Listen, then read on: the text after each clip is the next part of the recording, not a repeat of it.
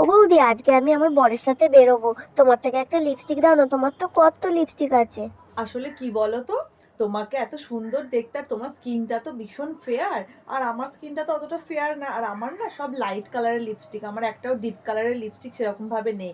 তোমাকে না ওই যে কদিন আগে যে চকলেট কালারের লিপস্টিকটা কিনলে, ওই লিপস্টিকগুলোই তোমাকে ভালো লাগে, ওগুলোই পরো না। তা ওগুলোতে ভালো লাগবে, এইগুলো ভালো লাগবে না, কারণ এগুলো একটু খুব লাইট কালার, তো ওই জন্য তোমার মুখের সাথে ঠিক যাবে না।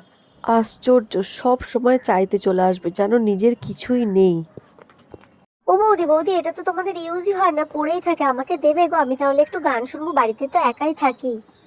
আসলে কি বলতো, তোমার দাদা রোজ সকালবেলা উঠে এই স্পিকারটায় গান চালায়, গান চালিয়ে শোনে ঠাকুরের গান, বেশ অনেকক্ষণ ধরেই চলে। আর আমিও কাজ করতে করতে এই স্পিকারটায় শুনি, শুনি না এমনটা না, শুনি, কিন্তু কম বেশি ভালোই শোনা হয়। এটা দিয়ে দিলে না তোমার দাদা খুব রাগ করবে, বুঝলে তো। তুমি একটা কিনে নিও না, কিংবা তোমার দাদাকে বলো কলকাতা থেকে এনে দেবে, খুব একটা বেশি দাম নয়। বৌদি, আজকে আমার বার্থডের একটা ইনভাইট আছে, তোমার রেড কালারের সিকোয়েন্সের শাড়িটা দাও না গো। ওই শাড়িটা তো আমি কাচাতে দিয়েছি গো, পালিশ করতে দিয়েছি, ওই শাড়িটা নেই আমার কাছে। ও, ভাবলাম ওটাই পরবো, অন্য কিছু দাও তাহলে। আসলে কি বলতো চুমকি, আর যে শাড়িগুলো আছে না সবগুলোই আমার একবার করে পরা হয়ে গেছে, আর কাচানোও হয়নি। আর যে নতুন শাড়িটার কথা তুমি বলছো, ওই নতুন শাড়িটা তো আমি এখনো একবারও পরিনি, আর ওই কালারটা তোমার একদমই ভালো লাগবে না। তুমি যে কদিন আগে যে একটা লেহেঙ্গা কিনলে না, আগের বারে একটা কোন বিয়ে বাড়িতে, ওই লেহেঙ্গাটা আজকে পরে যাও, তোমাকে বেস্ট লাগবে। ওই কালারটা কিন্তু তোমার হেভি লাগছিল। আর আমার যে নতুন শাড়িটা আছে, ওই কালারটা একদম ম্যাট ম্যাট করছে, আমি কিনেই ভুল করেছি, দেখো না। আমি এখন কবে পরবো ওই জন্য রেখেই দিয়েছি। তুমি ওই লেহেঙ্গাটা পরে যাও, ওটা পরে তোমাকে বেশ ভালো লাগবে। যখনই কোনো নেমন্তন্ন পাবে, ওর আলমারিতে যেন কোনো শাড়ি নেই, সব সময় চলে আসবে বৌদির শাড়ির জন্য। আশ্চর্য।